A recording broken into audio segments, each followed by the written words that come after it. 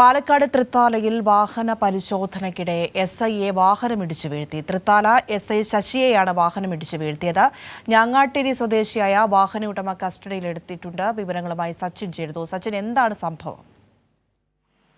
പ്രിയ, ഇന്നലെ രാത്രി 12 മണിയോടുകൂടിയാണ് തൃത്താല മേഖലകളിൽ പോലീസിന്റെ പെട്രോളിംഗ് നടക്കുകയായിരുന്നു.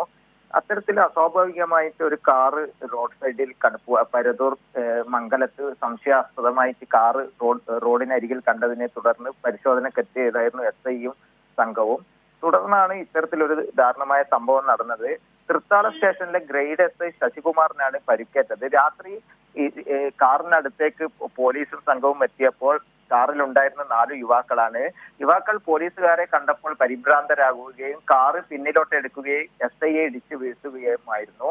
തുടർന്ന് പോലീസ് കാറ് കേന്ദ്രീകരിച്ച് നടത്തിയ അന്വേഷണത്തിലാണ് ഞാങ്ങാട്ടേരി സ്വദേശിയായിട്ടുള്ള ഉടമയുടേതാണ് കാറെന്നും തുടർന്ന് പോലീസ് സംഘം അവിടെ എത്തിയപ്പോൾ വീട്ടിൽ നിന്ന് കാറ് കണ്ടെടുക്കുകയും ചെയ്തു.